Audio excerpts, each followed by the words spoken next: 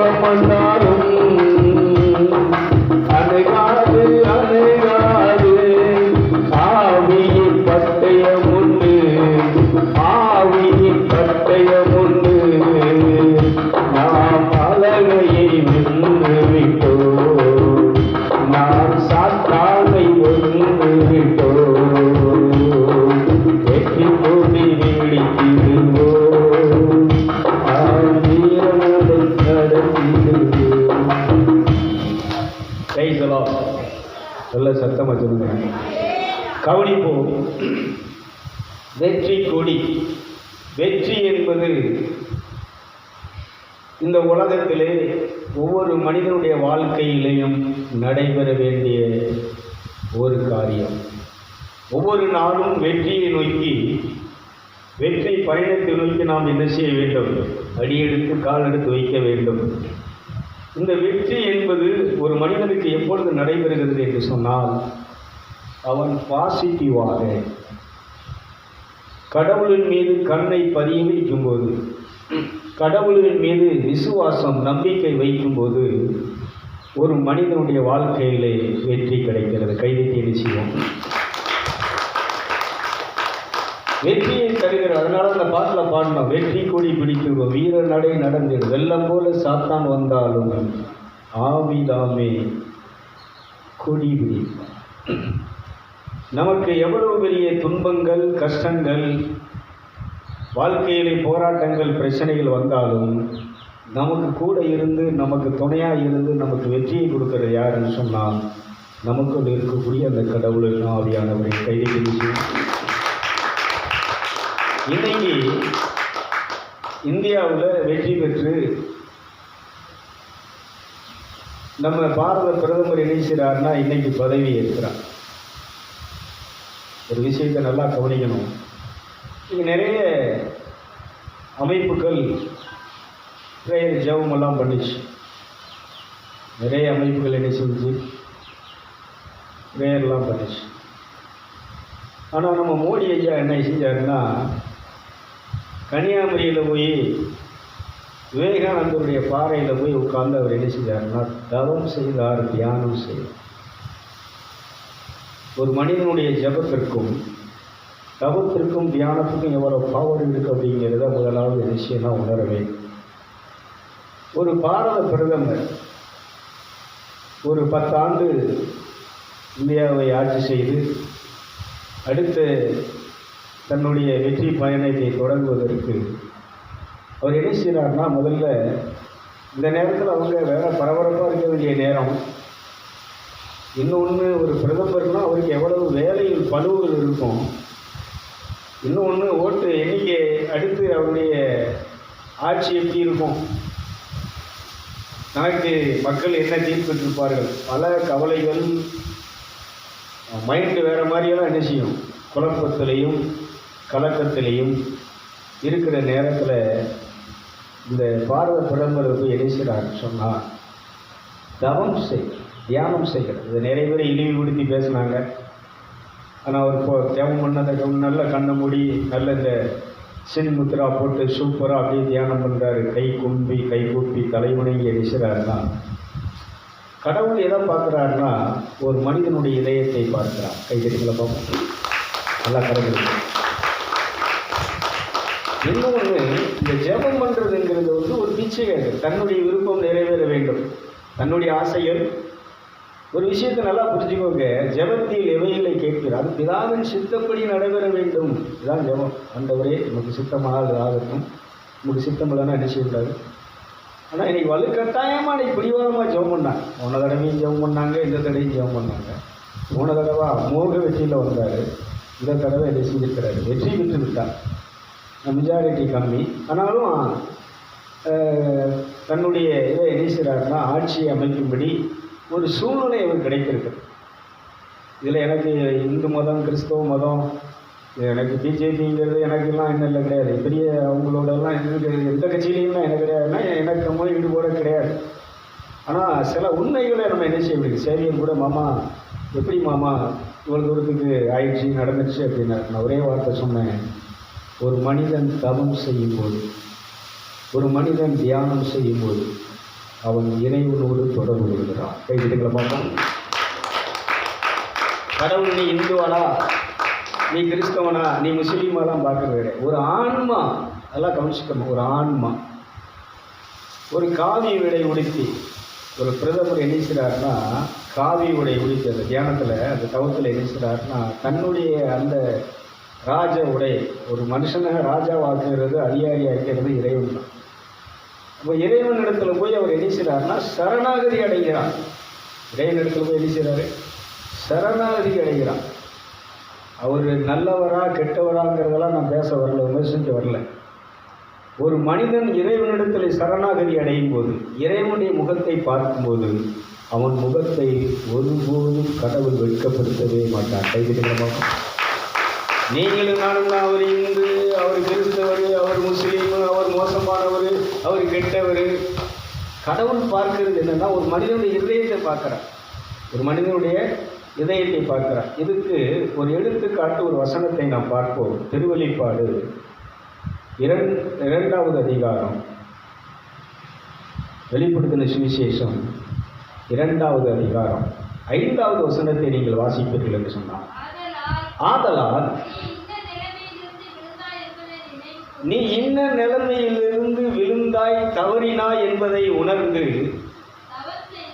என்னது இது? எந்த பைபிளில் இருக்காது, மற்ற எந்த பைபிளும் இருக்காது. இது ஃபஸ்ட்டு மொழிபெயர்ப்பு, மூல மொழிபெயர்ப்பில் உள்ள பைபிள். இது நெட்டில் நீங்கள் பார்க்கணும். இது இப்போ பைபிள் நீங்கள் எந்த பைபிளையும் நீங்கள் ஆர்சி பைபிளையும் பார்க்க முடியாது. இந்தியாவில் எந்த பைபிளையும் நீங்கள் பார்க்க முடியாது. முதல்ல மொழிபெயர்ப்பு பைபிள் மொழிபெயர்த்தாங்க இல்லையா, அந்த இதில் தான் இதை நீங்கள் பார்க்க முடியும். அதனால தான் நான் என்ன செய்கிறேன்னா எல்லாத்தையும் அலசி பார்க்குறேன். இப்போ விட்டைகளுக்கு வாசி பார்ப்போம். ஆதலால் நீ இன்ன சாப்பிட்டியா, காலையில் சாப்பிடலையா, கொஞ்சம் சத்தமாக தான் வாசிக்க வேண்டியதானே. ஆதலால் நீ இன்ன நிலையிலிருந்து விழுந்தாய் என்று நினைவு கூர்ந்து. என்னது? கொஞ்சம் சத்தமாக தான் வாசிங்க. தவம் செய்து முந்தின தர்ம கிரியைகளை, தான தர்மங்களை நீ செய். இல்லாவிட்டால் இதோ நான் உன்னிடத்திற்கு வந்து நீ தவம் செய்யாதிருந்தால் உன் விளக்க அகற்றிடுவேன், உன் ஆட்சியை, உன் அதிகாரத்தை என்ன செஞ்சிருவேன்? பறிச்சிருவேன், பிடுங்கிடுவேன். உன்னுடைய விளக்கு தந்தை நான் அகற்றி விடுவேன். எல்லாரையும் கவனிக்கணும். அது கிறிஸ்தவனாக இருந்தாலும் சரி, இந்து, கடவுளுக்கு மதமே கிடையாது. கடவுள் கிறிஸ்தவ மதத்துக்குரியவரும் கிடையாது, இந்து மதத்துக்குரியவரும் கிடையாது. இயேசுவும் இந்த கிறிஸ்தவ மதத்துக்கும் இந்து மதத்துக்கும் உட்பட்டவர் கிடையாது. அவர் இறை ஆட்சியை, கடவுளுடைய ராட்சியத்தை இந்த உலகத்துக்கு கொண்டு வந்தார். நல்ல கையை இயேசு. அதனால ஒரு மதத்தை விட்டு நீ வெளியில வா. நேற்று கூட போன வாரம் கூட பேசின ஒரு சிஸ்டர், மேரின்னு ஒரு சிஸ்டர் என்ன செஞ்சிட்டாங்கன்னா, ஆட்சி நம்ம சபையை விட்டு வெளியில வந்துட்டாங்க. வெளியில் வந்து நான் என்ன செஞ்சிட்டேன்னா இன்னொரு பெண்டிகாஸ்ட் சபைக்குள்ள வந்தேன். நீங்கள் வெளியில் வந்தது நியாயமானது. ஆனால் நீ வெளியே வந்த மணிக்கு நீ என்ன செஞ்சுருக்கணும்னு சொன்னால் கடவுளை தேடி போயிருக்கணும். நம்ம இவங்களை பார்த்தீங்கன்னா அன்னை தெரசா அந்த சபையை விட்டு, நம்ம ஆட்சி சபையை விட்டு, அந்த காங்கிரிகேஷன் சிஸ்டர் இதை விட்டு வெளியில் வந்தாங்க. தனித்து காளி கோயிலிலே தன்னுடைய பணியை தொடங்கி கடவுளை கண்டார்கள். கடவுளை இந்த உலகத்தில் வெளிப்படுத்தினார்கள். உலகமே அந்த அம்மாவுடைய சேவையை ஏற்றுக்கொண்டு அவர்களுக்கு விருது கொடுத்தது, அவர்களை பாராட்டிய அவருடைய மரணத்திற்கு அத்தனை பேர் அஞ்சலி செலுத்தினார். நல்ல கவனிச்சு. அதனால நம்ம அன்னை தெரசாவும் சபை விட்டு வெளியில் வந்தாங்க. ஆனால் இறைவனோடு உட்கார்ந்திருந்தார்கள், இறைவனை மட்டும் சார்ந்திருந்தார்கள். ஒவ்வொரு நாளும் அவருடைய முகத்தை பார்த்து அவரை தரிசித்தார்கள். அவர் குரலை இருதயத்திலே கேட்டார்கள்.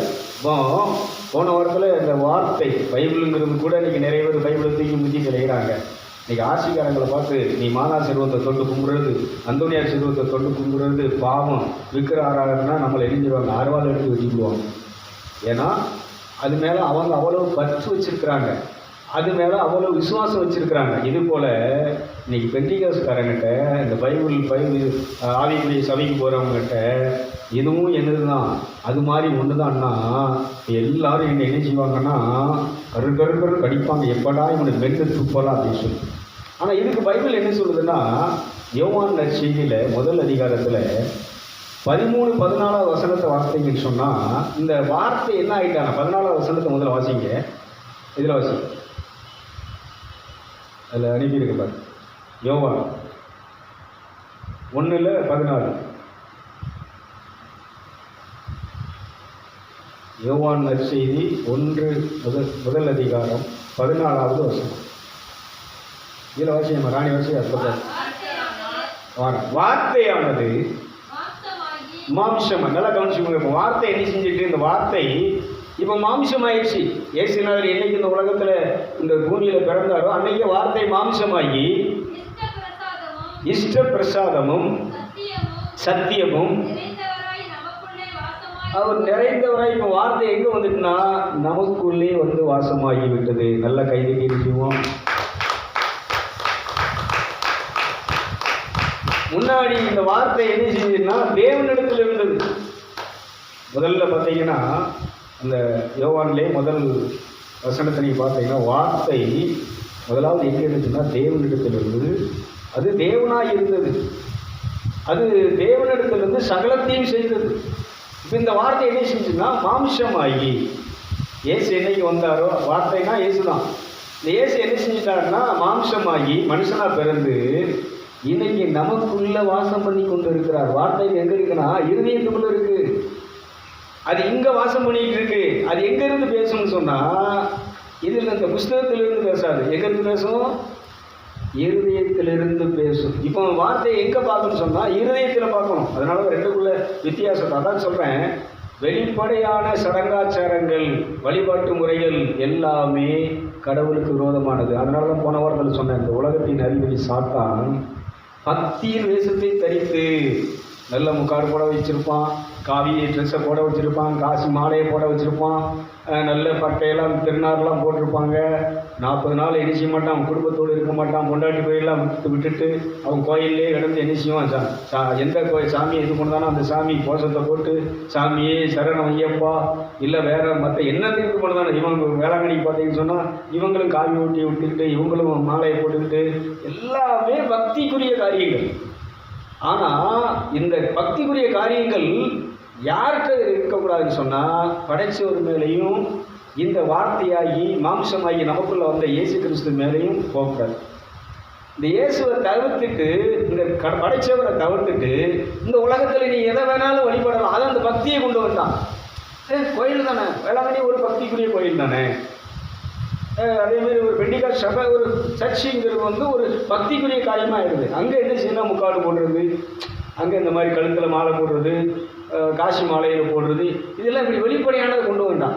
ஆனால் கடவுள் ஆவியானவர் அவர் உள்ளே இருந்து நமக்குள்ளே வந்து என்ன செஞ்சிட்டார் சொன்னால் நம்ம மனுஷ சாயலை தெய்வ சாயலாக மாற்றிவிட்டார். கைது கிட்ட பார்ப்போம், விடையிலிருந்து வாசி பார்ப்போம். அவருடைய மகிமையை கண்டோ, அது பிதாவின் ஏக சுதனுக்குரிய மகிமையின் மகிமைக்கு நிகராக இருந்தது. இந்த வாக்கியத்தை கொண்டு நல்லா கவனிச்சுக்க, தேவ பிதாவின் வார்த்தையாகிய சுதனிடத்தில் தேவ சுவாபம். நல்ல வார்த்தை என்ன ஆகிடுச்சுன்னா மாம்சமாகி இப்போ ஆதியில் மனுஷனை படைச்ச அந்த தேவ சுவாபமும் மனுஷ சுவாபமும் ஆகிய 2 சுவாபமும் அங்கே இருந்தது, ஒப்பிக்கப்பட்டிருந்தது. மாம்சம் என்பது வேத, நல்லா கவனிச்சுக்கோங்க, வேத வாக்கியங்களின் வழக்கமாய். இப்போ வார்த்தை என்ன ஆயிடுச்சுன்னா ஆத்மமும் சரீரமும் உள்ள மனுஷ சுவாபத்தை குறிக்கிறது. வார்த்தை என்ன ஆயிடுச்சுன்னா ஆத்மமும் சரீரமும். இப்போ இயேசுனுடைய இதை எடுத்துக்கிட்டீங்கன்னா வார்த்தை என்ன ஆயிடுச்சுன்னா மாமிசமும் ஆத்மாவும். அப்போ ஜீவாத்மாவும் பரமாத்மாவும் ஒன்றாய் தரிசிக்கின்ற வழிபடுகின்ற ஒரு வழிபாடே ஆவிக்குரிய ஆன்மீக வழிபாடு. கைது நிச்சயமும். அது போக மற்ற பக்திக்குரிய இந்த உலகத்தில் நடக்கிற எல்லா வழிபாடுகளும் மத வழிபாடுகள், சாமி வழிபாடுகள், குலதெய்வ வழிபாடுகள், தரிசிகளுடைய வழிபாடுகள், இதை நான் மறுபடியும் வலியுறுத்திட்டே இருக்கேன். அதனால தான் இந்த நம்ம சொல்கிறது என்னென்னா, இருதயத்திலே கடவுளை நீ வழிபட ஆரம்பி. இருதயத்தில் வழிபடுகிறவன் எங்கே வேணாலும் வழிபடலாம், எந்த இடத்துல வேணாலும் வழிபடலாம். காட்டில் வழிபடலாம், வீட்டில் வழிபடலாம், நீ பஸ் ஸ்டாண்டில் கூட என்ன செஞ்சிருக்கலாம், அவளை வழிபடுத்தே இருக்கலாம். அது இருதயத்தில் நடந்துட்டு இருக்கும். ஆனால் உலக ரீதியான மத ரீதியான வழிபாடு, நீ ஒரு சர்ச்சுக்கு தான் போகணும். கோயிலில் போனால் தான் உனக்கு என்ன செய்ய ஜாமி கும்பிட முடியும். கோயிலில் போனால் தான் உனக்கு ஆவியே வரும். கோயிலுக்கு போனால் தான் சாமியே வரும். கொட்டு அடித்து மேலே அடித்தா தான் என்ன வரும்? சாமி வரும். ஆனால் இது சாமி ஆடுதல் அல்ல. இதுக்கு பேர் என்னென்னா, மேலே அடிக்கும்போது வெறியாட்டங்கள். இது நினைக்கிற மேலே அடித்தாங்கன்னா நீங்கள் இங்கே இருக்கிறவங்களுக்கு என்ன வந்துடும் சொல்லுங்களேன். அப்போது இந்த இதெல்லாம் கடந்து ஒரு மனிதன் தவம் செய்யும்போது, அதான் நம்ம சொல்கிறாங்க, தவம் பண்ணு, ஆதியில் இருந்த கிரியைகளை நீ செய்ய ஆரம்பி. நீ தவம் பண்ணும்போது என்ன நடக்கும் சொன்னால், உன் உள்ளம் உருக ஆரம்பிக்கிறது. கைதுகளை பார்ப்போம். உன்னுடைய அகந்தை, ஆணவம் அந்த இடத்துல என்ன செஞ்சதுன்னா அழிய ஆரம்பிச்சிருது. அங்கெல்லாம் பணிவு வருகிறது. அங்கெல்லாம் என்ன வருது? பணிவு வருகிறது. மோடி எனிசிறார், நம்ம பாரத பிரதமர் அன்னைக்கு சபையில், சட்டசபையில் போய் எனிசிறார்னா அந்த சட்ட புஸ்தகத்தை தலை வணங்குறார். எல்லாருமே எனிசிறார்னா தலை வணங்கி எனிசிறார். இந்த பணிவு இதெல்லாம் என்ன செய்யணும்? ஆன்மீகத்தில் தான் இருக்குது. ஆன்மீகத்தில் என்ன செய்யணும்னா அது நிறைஞ்சிருக்கு. இதில் ஆண்டவர் இணைஞ்சிருக்கிறாருன்னா அவரை தட்டி இன்னும் உருவாக்குறதுக்கு சில அதில் தோல்வியும் கொடுத்துருக்கிறார். அடுத்தவங்களை கொண்டாந்து லிங்க் பண்ணி விட்டார். இன்னும் அவர் என்ன செய்ய முடியாதுன்னா, நானுங்கிற அகந்தை என்ன செய்ய முடியாது, வெளிப்படுத்த. நான் பாரத பிரதமர் என்ன வேணாலும் செய்வேங்கிறத என்ன செய்ய முடியாது, செய்ய முடியாத அளவுக்கு அங்கே ஒரு. அதனால தான் கடவுள் பார்ப்பார். கடவுளை நீ அணுகி இருக்கும்போது, சார்ந்து இருக்கும்போது உன்னை வெட்கப்படுத்த மாட்டார். ஆனால் உன்னை திருத்தும்படி சில சிக்கல்களிலே உன்னை மாட்டி விடுவார். அப்போ இன்னைக்கு மனுஷன் இன்னைக்கு என்ன செய்கிறான்னா, முழுசுமாக ஒன்று உலகத்தை விட்டு நீ வெளியில் வந்துடு, உலகத்தை சார்ந்து வராத. நான் கேட்குறேன், ஒரு ஆன்மீகவாதிக்கு, ஒரு ஆவிக்குரியவனுக்கு இப்படி ஒரு பதவியே தேவையில்லை. ஆனால் இன்றைக்கி ஒரு காரியத்தை செஞ்சு ஜெயிச்சதுக்கப்புறம் இந்த பாரத பிரதமருடைய பதவி எனக்கு வேண்டாம்னு சொல்லியிருந்தா பரலோகம் அவருக்கு ஒரு பெரிய பிளஸிங் இருக்கும். ஆனால் இதை எதிர்கட்சி தலைவர் ராகுல் காந்தி வேண்டாங்க. அவரை தான் எதிர்கட்சி தலைவராக அத்தனை அந்த தமிழக அந்த அவங்களுடைய அமைப்பு, அந்த குழு அவரை ஏற்படுத்தணும் போது அவர் சொல்கிறாரு, எனக்கு இந்த பதவி வேண்டாம். என்னைக்கு ஒரு அதான் சார் இவர் வந்து பெரிய தவமெல்லாம் பண்ணலை. ஆனால் அவர் என்ன செய்கிறாருன்னா, நான் இந்த சுமையை சுமக்க விரும்பலை, இந்த இதிலிருந்து என் நிம்மதியை கெடுக்க நான் விரும்பலை. நான் சும்மா இருந்து நிம்மதியாக இருந்துட்டு போக போகிறேன். எனக்கு என்ன வேண்டாம்? இந்த உலகம் தரக்கூடிய பதவி எனக்கு வேண்டாம், கடவுள் தரக்கூடிய நிம்மதி எனக்கு போதும். கைதுகளை பார்க்க. அதனால ஒருத்தன் கோயிலில் போய் இப்படி எல்லாரும் பார்க்கும்படி, இப்படி மீடியா வந்து வீடியோ எடுக்கும்படி அவர் என்ன செய்யலைன்னா சொல்லுங்கள், அவர் யாத்திரை தன்னுடைய உடலை வருத்தி கொண்டார். ஒரு இளமையான எதிர்கட்சியும் நம்ம பார்க்கணும்னா, அப்போ இந்த ராகுல் காந்தி என்ன பண்ணுறாருன்னா, அவர் பாத யாத்திரை செய்கிறார். ஒரு தன்னை வருத்தி கொள்கிறார். ஒரு மனிதன் தன்னை வருத்தி கொண்டு தன்னுடைய, அதான் தவம்ங்கிறது, அதான் தன்னை உடலை வருத்தி கொண்டு அதுக்குரிய பலனை என்ன செஞ்சார்னா, ஜீரோவில் கிடந்த மைனஸில் இருந்த காங்கிரஸ் கட்சி இன்னைக்கு என்ன எதிர்கட்சியினுடைய அந்தஸ்தை பெற்று இன்னைக்கு அந்த சபையில் அமர்ந்து விட்டது. ஒரு கைதுகளை பார்ப்போம். இணையம் வெளியப்பட்ட நல்லவன் பண்ண இந்த பதவி எனக்கு வேண்டாம்னு ராகுல் காந்தி இது பண்ண மாதிரி மோடி நம்ம பாரத பிரதமர் பண்ணியிருந்தாருன்னு சொன்னால், இறைவனுடைய பார்வையில் இறைவன் அவரை என்ன செஞ்சிருப்பார்னா இன்னும் உயர்ந்த ஒரு நிலையை கொண்டு விட்டுருப்பார். ஒரு ஆன்மீகத்தில் இருக்கிறவனுக்கு ஒரு பதவி, ஒரு ஆசையோ பதவியோ வேண்டாம். பதவி அது வந்து நம்முடைய ஆன்மீகத்தை கெடுத்து, இறைவனோடு உள்ள தொடர்பை கெடுத்து விடும். அதனால இப்போ நிறைய பேர் விமர்சனம் பண்ணுறாங்க, அவர் வந்து காவியை உடுத்திக்கிட்டு இனி என்ன செய்ய முடியாது, தவமெல்லாம் பண்ண முடியாது. ஏன்னா தவம் பண்ணாம்னா கூட 2 பேர் சேர்த்துருக்கவன் நீ பிரதமருக்கு லாய்க்கு இல்லை, ஆட்சியை கலைக்கணும்பாங்க. இப்படியே நிறைய விமர்சனங்கள் நடக்கும். அது 2வது போகட்டும். இன்னைக்கு வெற்றிக்கு காரணம் ஒரு நல்ல விஷயத்தை நீங்கள் புரிஞ்சுக்கணும். இவ்வளோ பேர் எல்லா மதங்களும் சேர்ந்து என்ன ஜெபம் பண்ணி என்ன செய்ய முடியலைன்னு சொன்னால் அவங்க ஜெபத்துக்கு அந்த பதில் என்ன அவ்வளோ ரிசல்ட் நல்லா இல்லை. ஆனால் தவம் பண்ணிய தியானம் பண்ணி கடவுளே எனக்கு என்னை வெட்கப்படுத்தாது நிமிர்ந்து நடக்க செய்ய என்று சொல்லி ஒரு மனிதன் தவம் பண்ணும்போது தியானம் பண்ணும்போது அவன் விளக்கை ஏற்றுகிறான். கைதட்டுகளை பார்ப்போம். எனது விளக்கு எரிய செய்தி இருளை ஒளியாக்கினே, இருளை ஒளியாக்கினே. ஐயா ஸ்தோத்திரம், இசையா ஸ்தோத்திரம், ஐயா ஸ்தோத்திரம், இசையா ஸ்தோத்திரம். எனது விளக்கு எரியணும். உன் விளக்கு எரியணும்னா அங்க சொல்றாரு, நீ தவம் பண்ணு. என்ன பண்ணு? தவம் பண்ணு. பைபிள் அதான் சொல்லுது, நீ தவம் பண்ணு. உன் விளக்கு அணையாம இருக்குன்னா, உன் விளக்கு தந்தை நான் அகற்றாம இருக்குன்னு சொன்னா நீ தவம் பண்ணப்பா. நீ ஆதியிலே செய்த கிரியைகளை, தானத்தை, தர்மத்தை பண்ணு. எச்சி கைக்கு காக்கா வட்டார ஒரு பிச்சைக்காரன், ஒரு ஏழை, ஒரு அப்பாவி இந்த கோயிலுக்குள்ள என்ன செய்ய முடியாது, இந்த பெரிய பெரிய தேவாலயத்துக்குள்ள என்ன செய்ய முடியாது. ஒரு பிச்சைக்காரன் உள்ள விடுவாங்களா?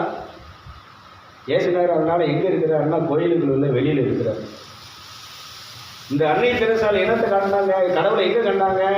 இந்த பிச்சைக்காரங்க, சாப்பாட்டுக்கு வழி இல்லாதவங்க, குஷ்டரோகிகள், ஆதரவற்றவர்கள், ரோட்டு காட்டில் கிடக்கிறவங்க, வீதியில் கிடக்கிறவங்க, இவங்களை தூக்கி பராமரித்தார்கள். அவங்களுடைய வரலாறு படிக்கும்போது ஒரு சம்பவத்தை படித்தேன்.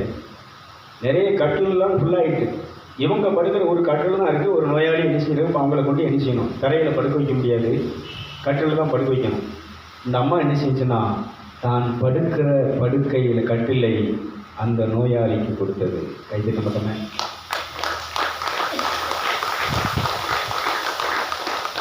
அந்த படுக்கையில் மற்ற எல்லாருக்கும் மருந்தெல்லாம் கொடுத்து அவங்களுக்கு ஒரு சேவையெல்லாம் பண்ணிட்டு இந்த அம்மா இந்த கட்டிலுக்கு வரும்போது இந்த கட்டிலில் படுத்திருந்த ஒரு நோயாளி இல்லை, அது இந்த உண்ட மெய்யான ஒளியான தெய்வம் இயேசு கிறிஸ்து. கைது. அந்த அம்மா அந்த கண்ணில் பார்க்குறாங்க, அந்த இதில் அகக்கண்ணில் பார்க்குறாங்க. யாருன்னா அங்கே இயேசு படுத்திருக்கிறாரு. இயேசு எங்கே இருக்கிறாரு? ஏழைகளுக்கு செய்ததெல்லாம் எனக்கே செய்தீர்கள். நான் கேட்குறேன், இந்த பெரிய பெரிய தேவாலயங்களுக்குள்ள நான் கேட்குறேன், உங்கள் வீட்டுக்குள்ளே ஒரு ஏழைக்கோ ஒரு பிச்சைக்காரனுக்கோ இடம் உண்டா? இங்கே உண்டு. இங்கே யார் வந்தாலும் நான் எரிஞ்சோ தரையில் உட்காருவாங்க, இந்த சேரில் உட்காருங்க. நல்ல பிளேட் நிறைய சாப்பாடை போட்டு உட்காந்து எனக்கு கூட நான் பார்ப்பேன், பதத்தி சோறை ஏதாவது சாப்பாடை கொடுத்துட்டு அவன் வாட்டில் அங்கிட்டு மாடை கட்டிட்டு தண்ணியை கட்டிட்டு வேலை பார்த்து கலைவான். ஆனால் அந்த ஏழைகளுக்கு எனக்கு பசிக்கு சாப்பாடு தான் வரக்கூடிய அந்த பிச்சைக்காரர்களுக்கு சாப்பாடு கொடுத்து பக்கத்துலேயே உட்காந்து கட்டிட்டு இருப்பான். இந்த மாதிரி சோறு தட்டா வந்து தாங்கி நிறைய எண்ணிச்சிட்டேன். முதல்ல நிறைய கொடுத்துட்டேன். போட்டாலும் சாமிக்கு படித்த மாதிரி நிறைய போட்டுருவோம். யாருக்கு போட்டாலும் சரியாதான். அதனால அங்கே ரோட்டில் யார் போனாலும் சரி, அந்த அன்றைக்கில் கோயில் இருக்குது, அங்கே போங்க, உங்களுக்கு சாப்பாடு கொடுப்பாங்க. பால் பொருளைக்கு திட்டுவார். சோத்தையும் கொடுத்து சோத்தை கொடுத்து அப்படியே வடுக்க வேண்டியதானே. காசை எதுக்கு கொடுக்குறேன்? 50 100 கொடுக்குறிய தூக்கி.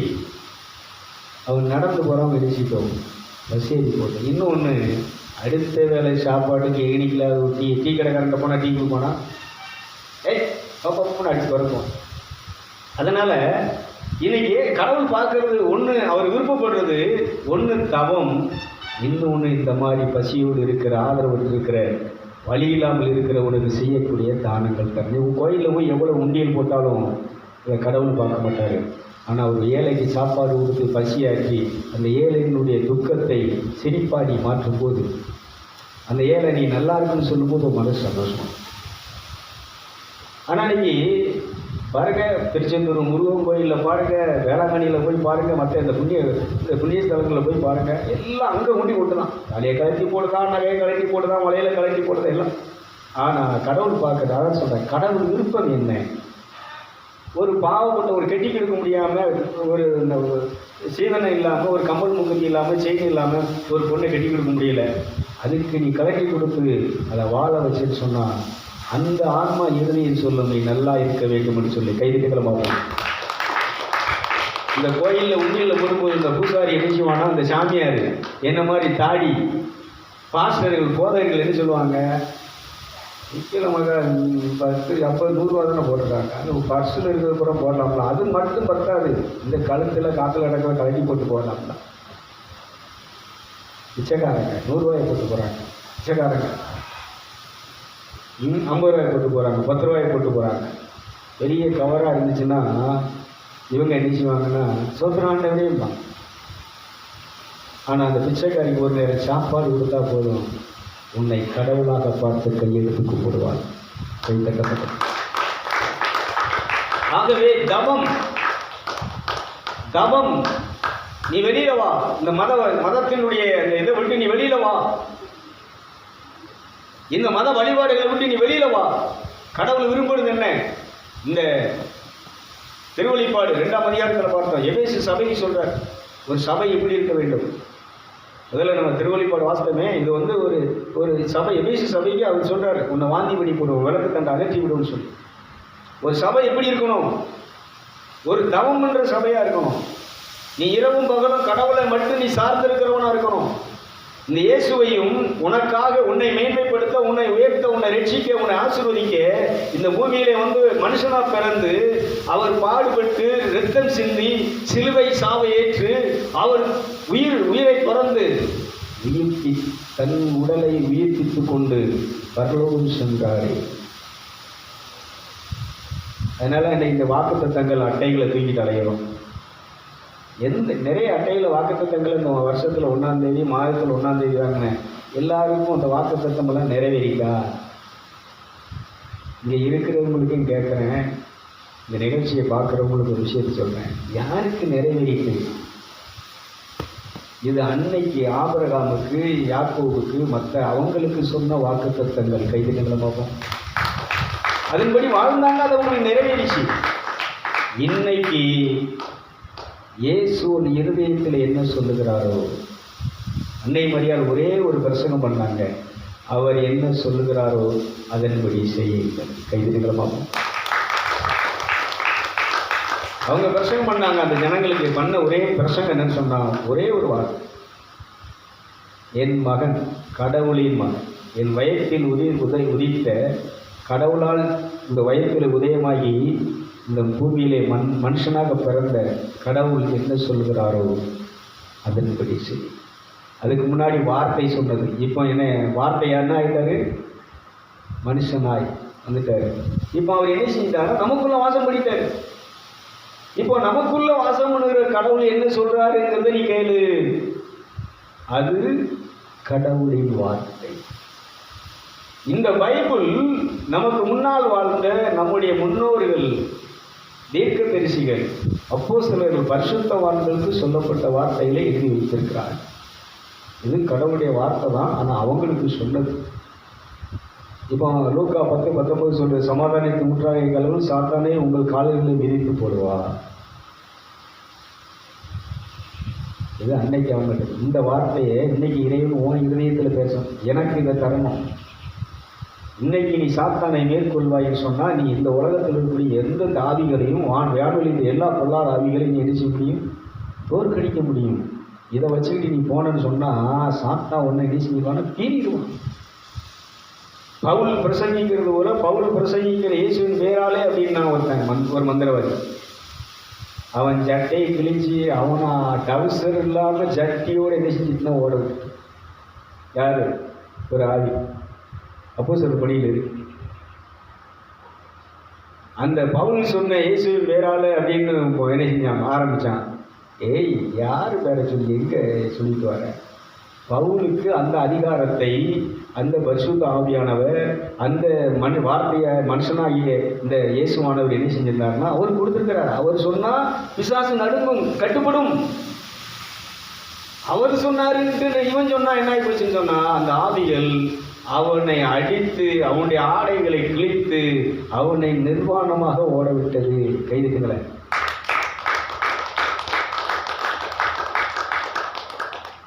அதனால இந்த பைபிள் சொன்னபடி நீங்க நடந்து பாருங்களேன். இருதயத்தில் சொல்லக்கூடிய வார்த்தையின்படி நீங்க நடந்து பாருங்க, அது நடக்கும். இருதயத்தை நிறைவினால் வாய் என்ன செய்கிறது? பேசுகிறது. அதனால நம்ம இந்த தவம் இன்னைக்கு நம்ம பாரத பிரதமர் என்ன செய்கிறாருன்னா பதவி இருக்கிறார். இது நிறைய பேருக்கு இந்த பிரசங்கமே என்னச்சுன்னா கடுப்பாக இருக்கும். நான் கேட்குறேன், அவரும் இந்த கடவுளால் படைக்கப்பட்ட ஒரு மனிதன் தான் வழியிலே இருக்கணும்.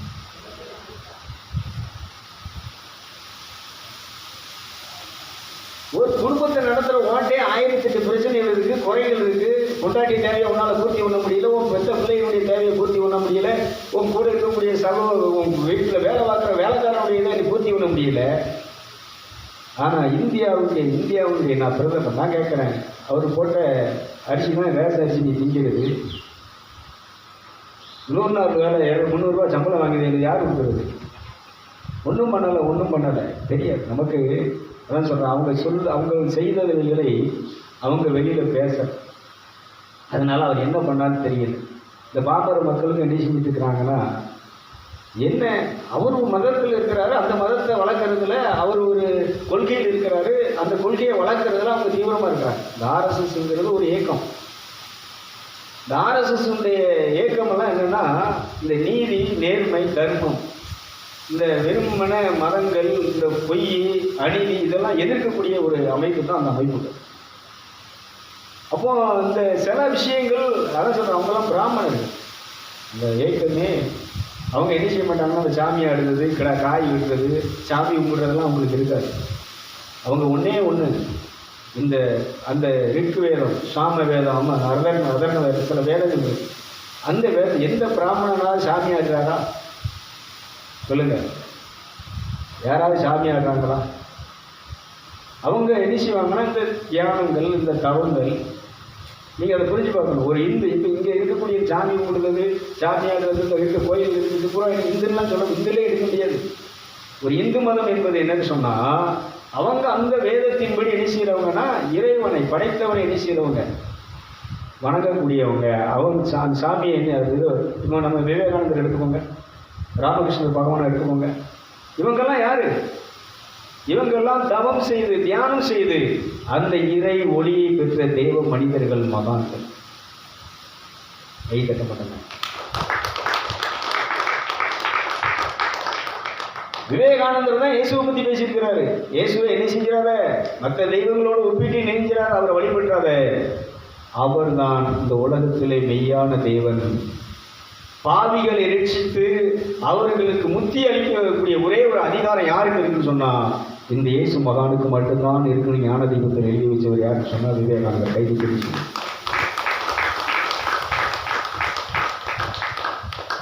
எல்லா மகான்களும் அவங்க கண் திறக்கப்பட்ட அத்தனை பேரும் இயேசுவை தரிசிச்சு தான் ஆகணும். தவம் பண்ணுற அத்தனை பேரையும் இயேசு தரிசிச்சே ஆவார். அவங்கள்ட்ட இயேசு என்ன செஞ்சு ஆவாருன்னா இறங்கி வந்துடுவார். ஜெபம் பண்ணுறவனுக்கு இறங்கி வாராரோ வரலையே தெரியாது, ஜெபம் பண்ணுறவனுக்கு பதில் கொடுக்குறாரோ கொடுக்கலையே தெரியாது, தவம் பண்ணுகிறவனுக்கு இறங்கி வந்து விடுவார். Praise the Lord.